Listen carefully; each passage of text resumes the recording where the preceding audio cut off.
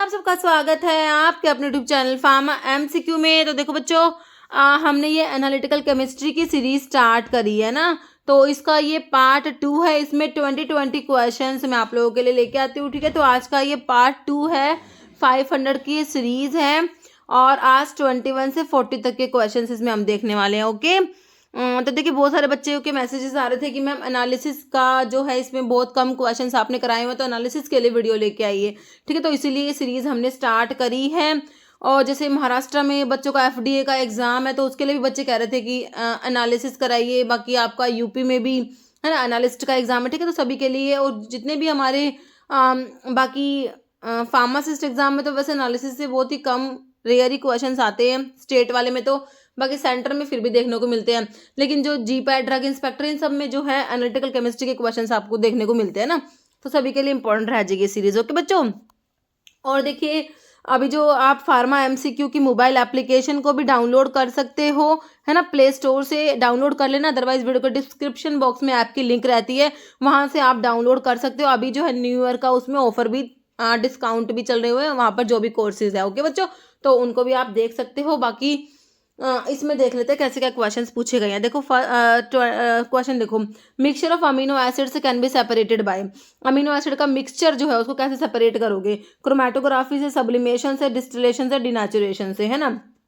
तो amino acid का mixture होता है ना, तो उसको जैसे कि आप टीएलसी करते हो, है ना, तो थिन लेयर क्रोमेटोग्राफी में निनहाइड्रिन उसमें यूज करके सेपरेट करा जाता है। तो इसमें ऑप्शन जो है हमारा ऑप्शन है क्रोमेटोग्राफी हो जाएगा, ऑप्शन ए।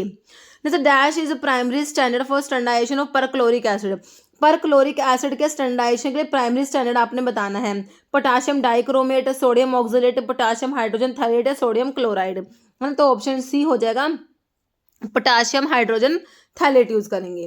जैसे calcium gluconate is assayed by. Calcium gluconate के ऐसे के लिए कौन सा टाइट्रेशन यूज करेंगे? Acid based titration, redox titration, complexometric या नॉन एक्वस। तो कैल्शियम ग्लूकोनेट के लिए बच्चों कॉम्प्लेक्सोमीट्रिक टाइट्रेशन यूज किया जाएगा, ऑप्शन सी।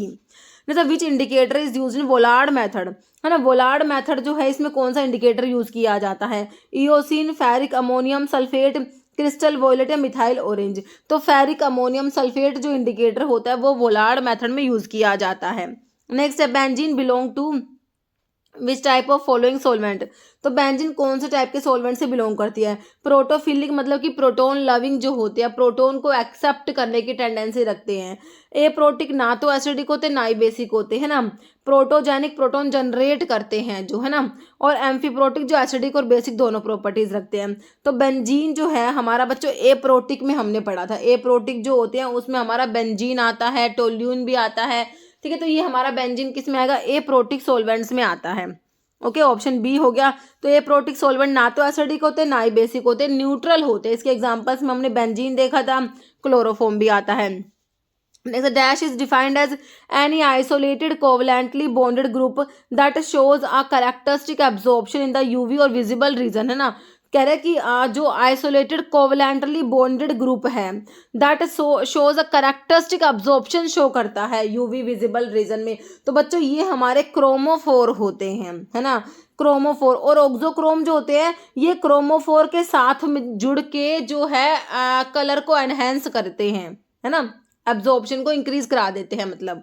ठीक है, तो आपके जो ये कोवलेंटली बॉन्डेड ग्रुप होते हैं ना that shows a characteristic absorption show करते हैं, वो हमारे क्रोमोफोर लाइक कार्बोनाइल ग्रुप हो गया जैसे कि।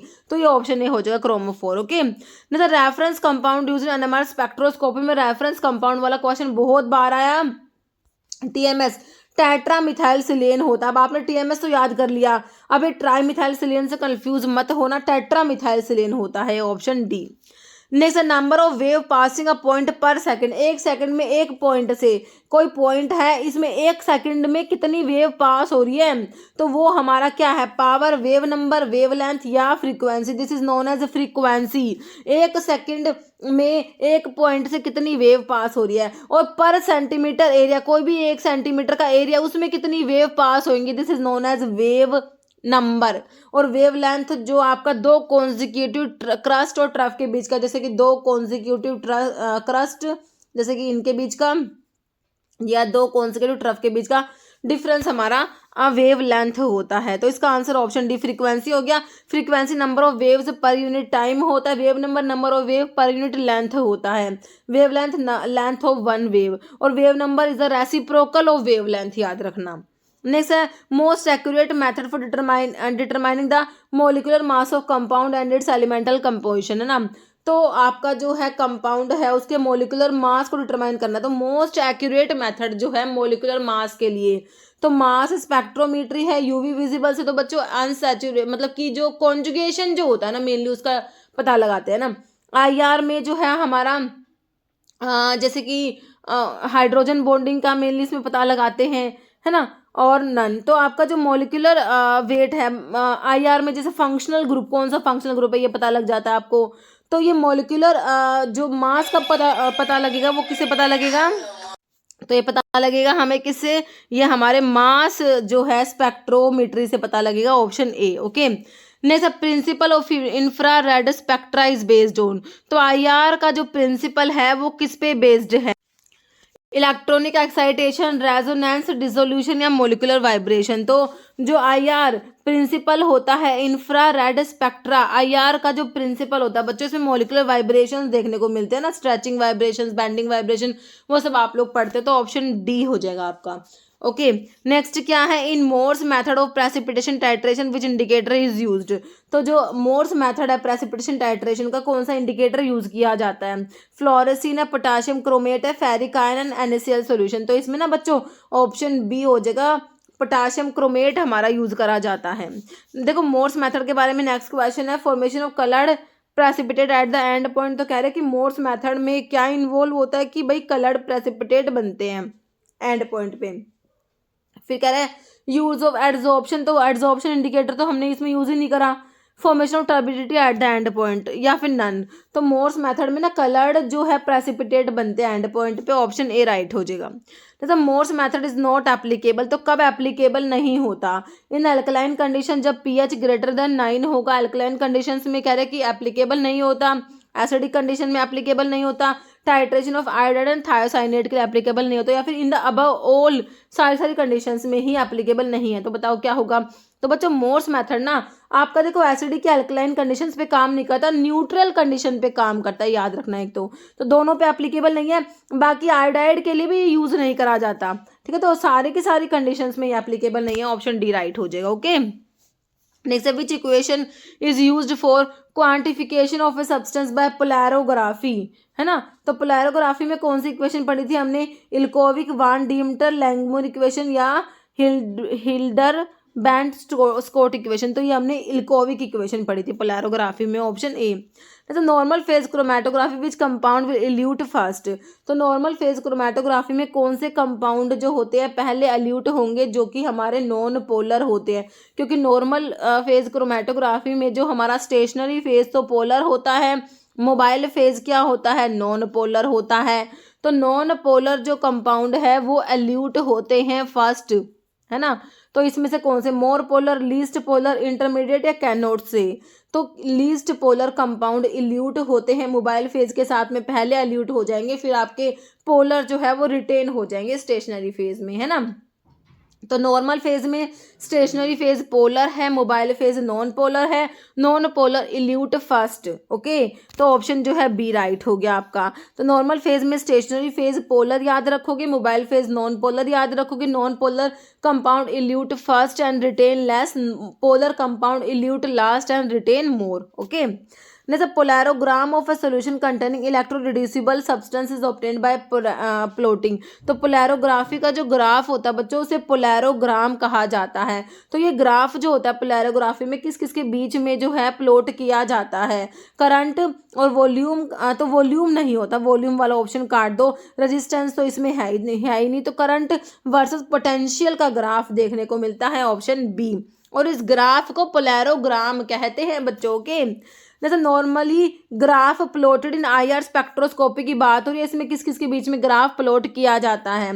तो ये टी का मतलब ट्रांसमिटेंस होता है, percentage transmittance versus frequency, percentage transmittance versus wave number, absorption versus wave number या एब्जॉर्प्शन वर्सेस वेवलेंथ।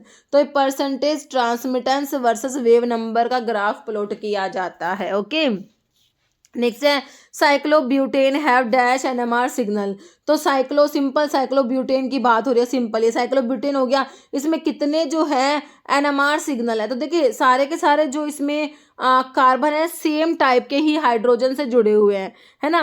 तो इसमें जो है कितने एनएमआर सिग्नल आपको दिखाई देंगे, तो एक ही एनएमआर सिग्नल आपको दिखाई देगा, ऑप्शन ए। नेक्स्ट है कंडक्टेंस इज रेसिप्रोकल ऑफ। तो कंडक्टेंस बच्चों रेसिप्रोकल होता है किसका, रेजिस्टेंस, स्पेसिफिक कंडक्टेंस, करंट या फ्रीक्वेंसी। कंडक्टेंस रेसिप्रोकल होता है हमारे रेजिस्टेंस का, ऑप्शन ए।